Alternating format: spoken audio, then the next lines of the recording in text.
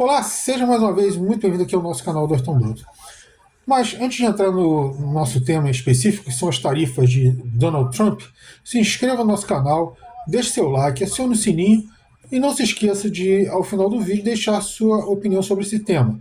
Para você, Trump está certo ou está errado?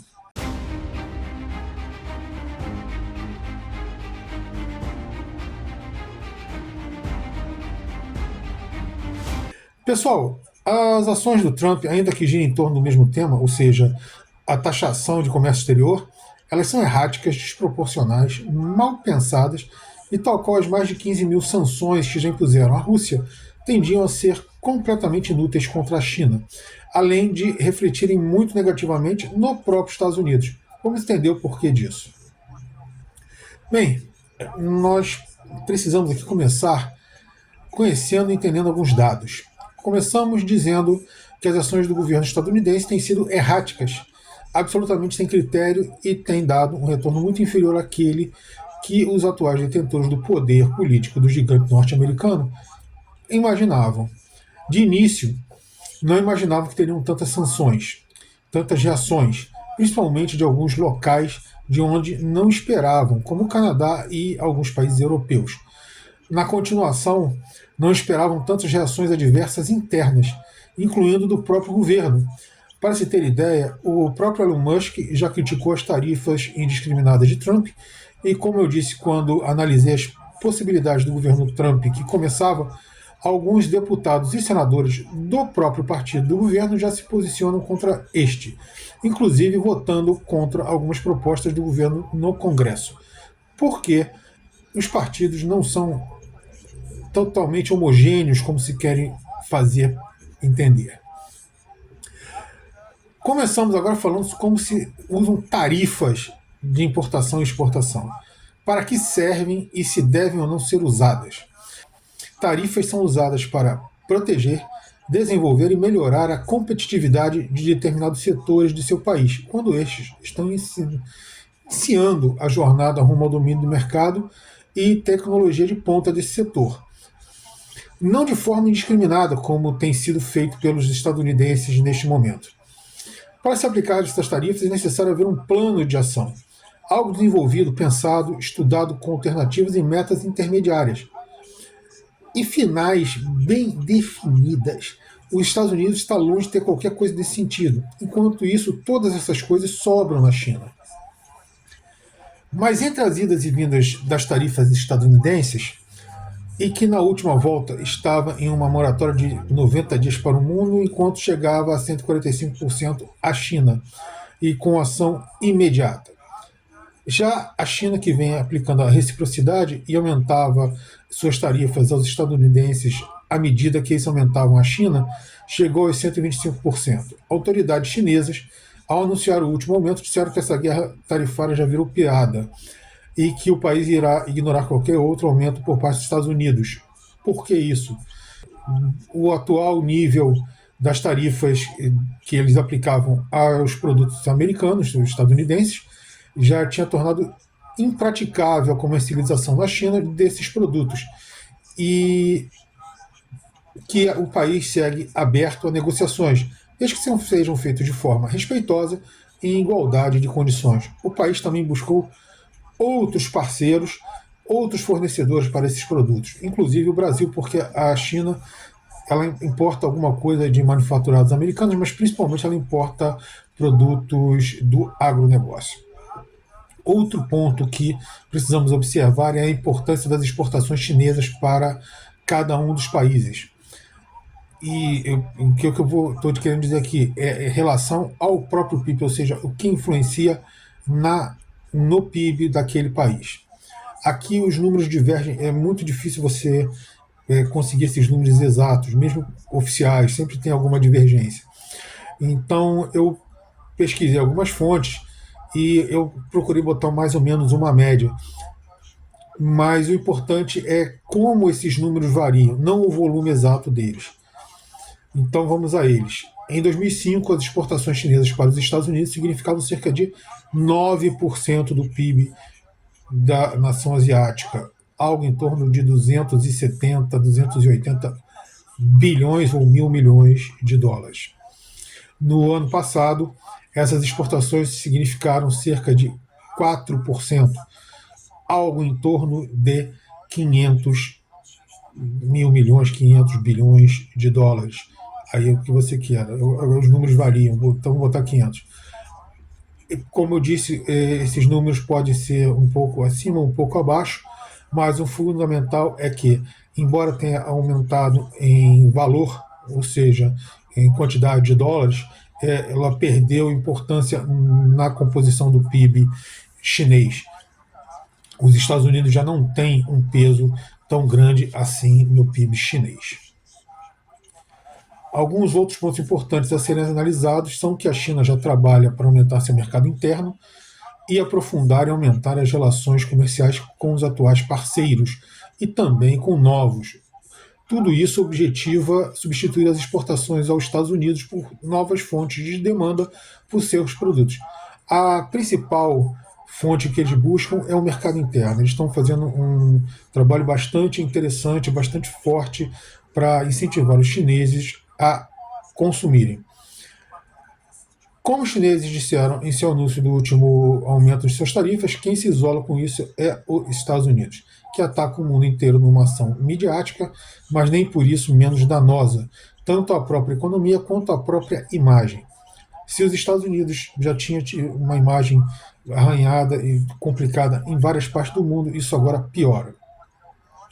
Cito por último a declaração do vice-presidente chinês Han Zheng, que afirmou que se os Estados Unidos quiser que siga com essa política destrutiva, se quiser, não importe mais dos chineses. Os chineses estão aí há cerca de 5 mil anos, viram muitas civilizações surgirem e acabarem. Na maior parte desses 5 mil anos não existia Estados Unidos, mas eles continuam por aqui e esperam permanecer, com ou sem Estados Unidos. Bom, esse é o quadro da guerra tarifária iniciada por Trump. Seu recuo, talvez, já que ele tirou já vários itens aí das listas de taxação aos chineses, talvez esse recuo seja temporário. Foi principalmente por pressões internas, mas também por pressões externas. Já que Trump anuncia uma enxurrada de países implorando por negociações bilaterais, só que isso não ocorreu exatamente assim. Dos cerca de 190 países do mundo, apenas cerca de 20 já haviam solicitado negociações, enquanto muitos estudavam e preparavam ações de reciprocidade, o Brasil, por exemplo, e alguns preparavam a entrada de ações na moribunda Organização Mundial do Comércio. Muitos simplesmente ignoraram as iniciativas de Trump, já que suas relações com os americanos não são tão importantes assim. A própria posição chinesa foi bem clara da situação. O nível das tarifas já impostas aos Estados Unidos já se tornou totalmente proibitiva a importações vindas do país norte-americano. E justamente por isso não há sentido nenhum em seguir com aumentos. Nos Estados Unidos, as ações truculentas, mal pensadas e intempestivas de Trump devem, ao final, ter exatamente o mesmo efeito que as sanções impostas à Rússia tiveram na União Europeia.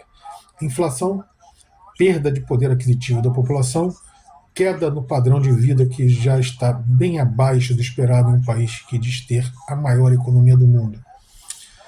Enquanto isso, quanto às ações que os Estados Unidos deveriam tomar para voltar a industrializar e crescer, seguem fazendo ao contrário. A infraestrutura dos Estados Unidos está, de modo geral, sucateada e sua mão de obra está absolutamente defasada em relação a outros países do mundo. Das grandes potências, é seguramente o pior deles, nesses dois aspectos. E sem esses dois aspectos, não há industrialização no nível que o Trump promete. Tudo isso se reflete em custos de produção e justamente por isso as grandes empresas pensam em várias opções para driblar as ações de Trump, mas produzir em solo estadunidense não é uma delas. Lembrando que exceção não é regra, ou seja, não quer dizer que todas as empresas vão agir dessa forma. Vai ter uma ou outra que pode ser que vá para lá, mas vai ser irrisório em vista daquilo que o Trump pretendia e prometeu. Podemos também citar o fato de que os Estados Unidos dependem muito dos produtos chineses, terão certa dificuldade em substituí-los em curto prazo e mesmo em médio prazo, e ainda mais no custo em que os conseguem na China.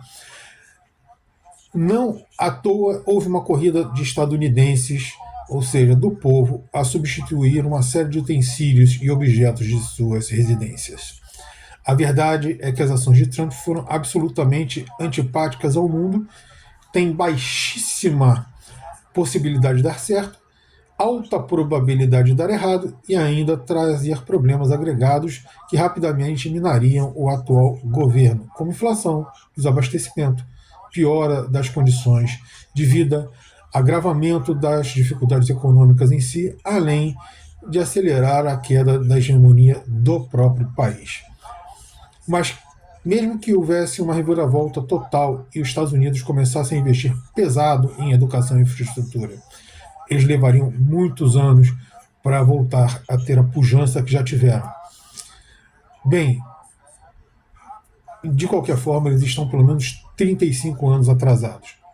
Meados dos anos 90 do século XX, já se falava do erro da globalização indiscriminada e da transferência de indústrias e tecnologias e empregos na África.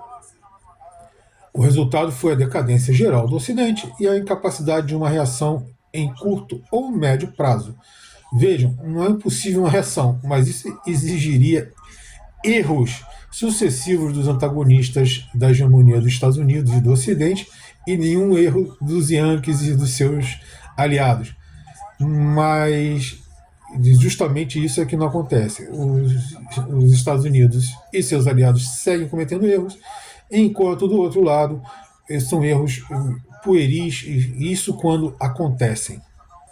Com mais esse enorme contratempo, um erro crasso aí do Trump, o seu governo já caminha para um fim prematuro. Veja, não quer dizer que ele vai cair, mas ele perde governabilidade. Tanto que, como eu já falei, alguns de seus correligionários, deputados e senadores já falam em votar contra algumas de suas medidas. A questão das tarifas ela se soma a alguns outros equívocos nesse ponto, como as dificuldades enfrentadas nas negociações sobre o conflito russo-ucraniano, as reações de alguns países europeus sobre suas ações em relação a interesses desses países, inclusive a tentativa de se apoderar de território desses países, as dificuldades com os rotis, por exemplo, na entrada do Mar Vermelho, e mesmo alguns países menores que mostram ações rumo a mais soberania, principalmente ali na África. É isso, pessoal. O governo Trump ele está em maus lençóis, dificilmente ele terá uma vida boa durante os 4 anos. Tem muita gente que diz que ele possivelmente nem mesmo completará o mandato. Isso aí já eu acho meio difícil da gente prever isso, mas com certeza a governabilidade que aquela vitória esmagadora nas urnas lhe deu, ela está se esvaindo muito rapidamente devido a uma série de erros, de falta total de estratégia, de não entendimento, de arrogância, de exatamente daquilo. Não se estuda, eles acham que eles podem chegar e impor o que eles querem, do jeito que eles querem, aquele jeito americano de cowboy que entra lá no salão e dá um tapão na mesa, me dá uísque. E não é assim que o mundo funciona. Você tem que saber chegar em outras culturas, você tem que saber se aproximar, tem que saber negociar. E eles não sabem, não fazem a menor questão de saber, e isso tudo está minando o governo.